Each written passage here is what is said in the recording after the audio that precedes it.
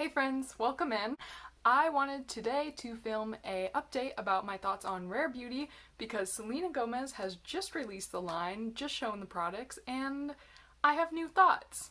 The last video I filmed on Rare Beauty was 6 months ago, and it's got a lot of diverse reactions. I think I'd like to apologize first because my video was a bit critical in the beginning about Selena and about her having a makeup brand and what it was going to be like. I kind of took a tone of like, who asked for this? And obviously there are people who are Selena fans or people who now see the makeup and like the makeup who actually do like it. So that wasn't an attack on anyone.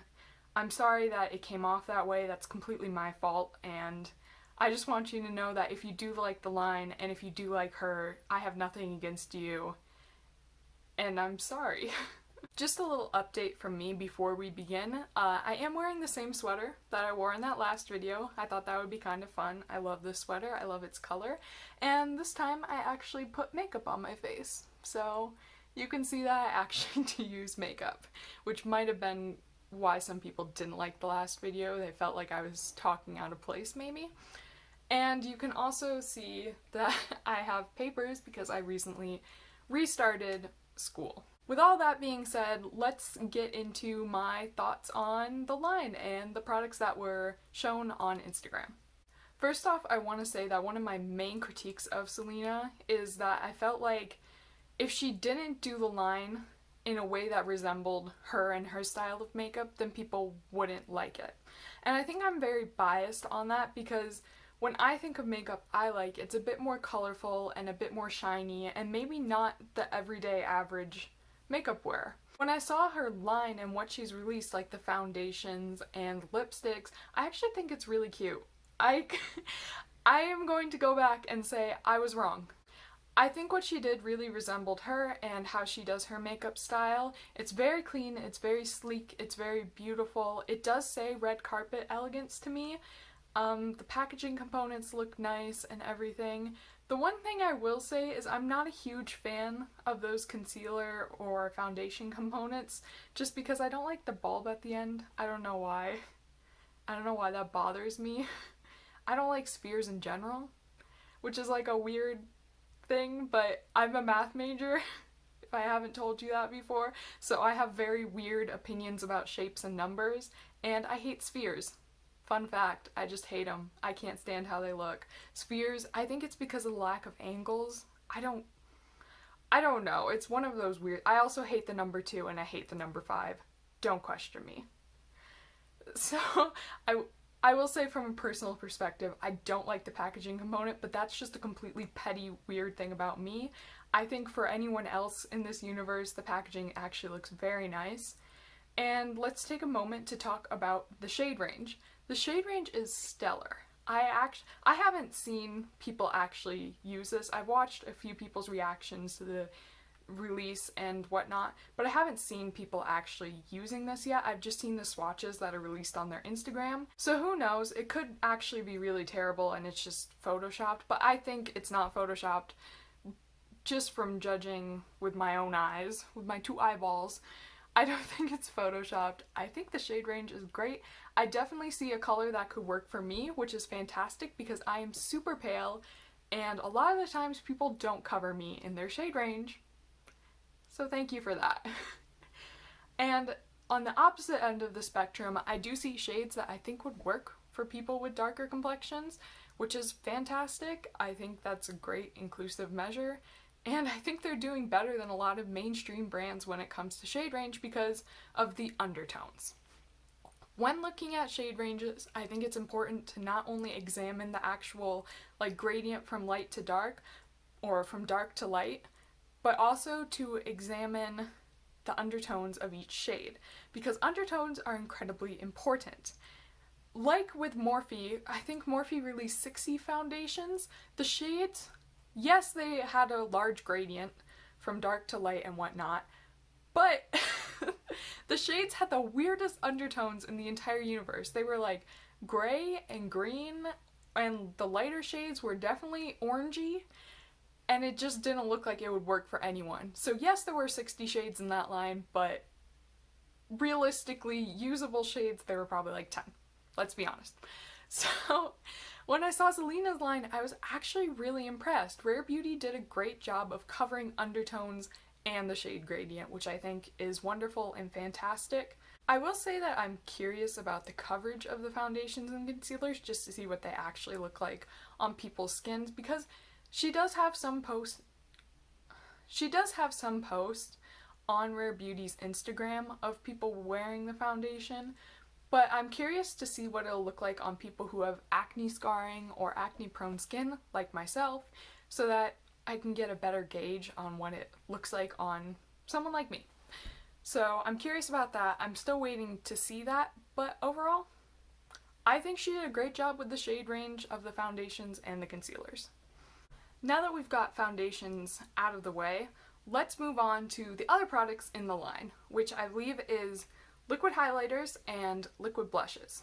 I think these are also very beautiful. I do have the complaint about the spherical packaging, but once again, that's totally a me thing. That's just a weird, I don't know, I'm a weirdo. I'm just like that, I guess. Dumb bitch disease is terminal in this case. But I actually really like how they look. I'm not a fan of liquid blushes. They're hard to work with, and I have kind of oilier skin on my cheeks and very acne prone skin on my cheeks. So I would be curious and concerned about that, just because I don't want any more acne on my cheek, because the acne on my cheek scars.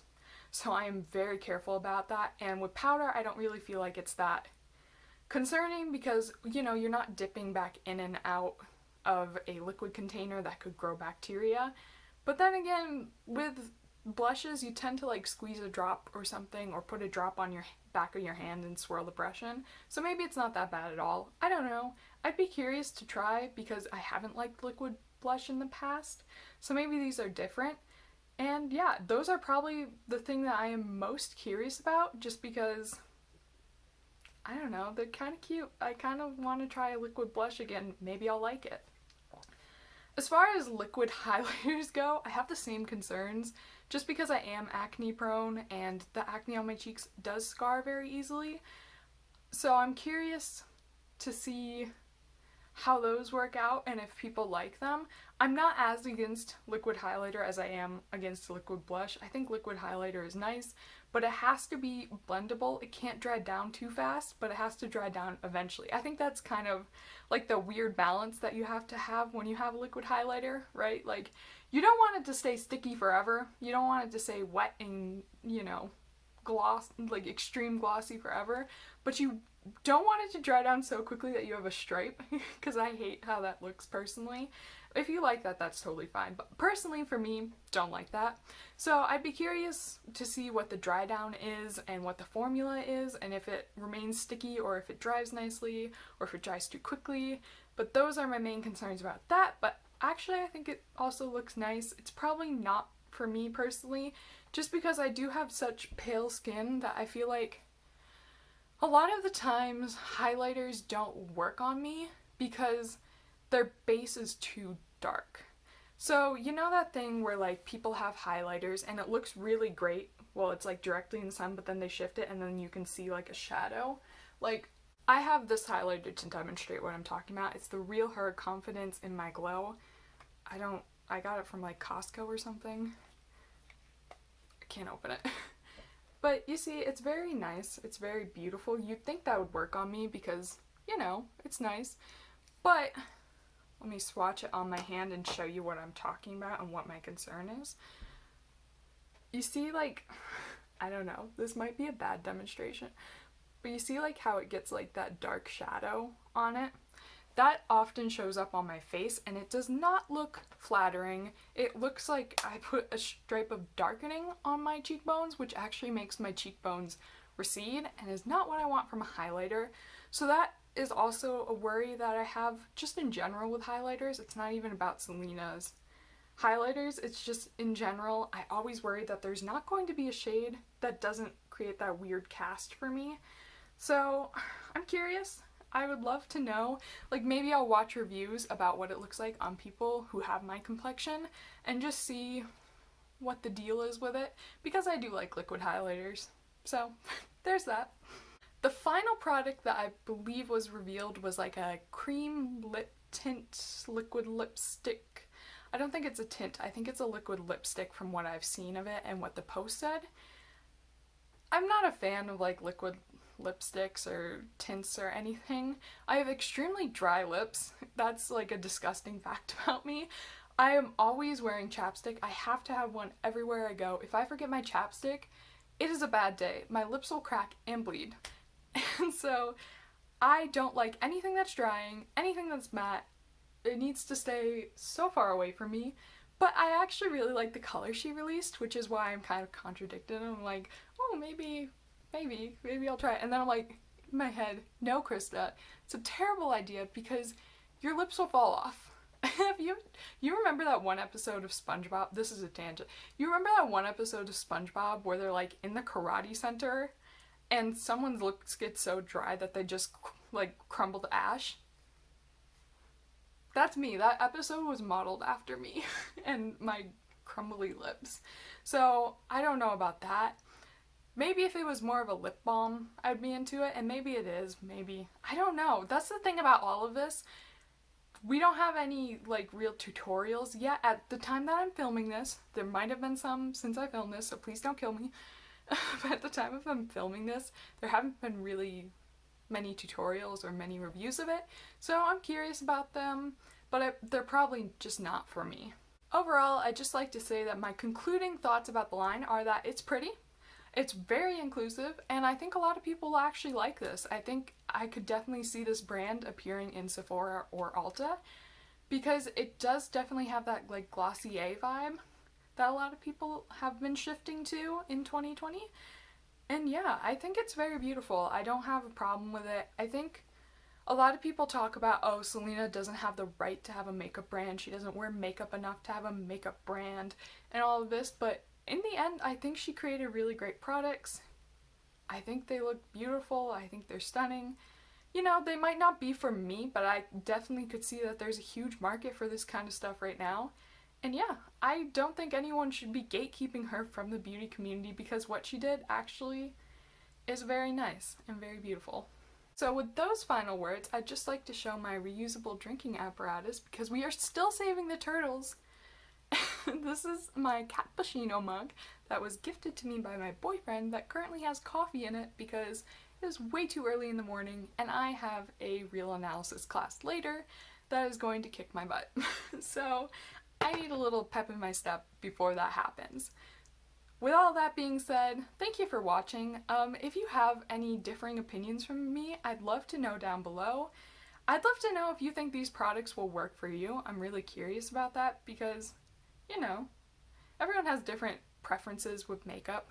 My preferences are definitely not most people's preferences, and your preferences probably aren't my preferences, so we probably all have a different idea of what will work for us.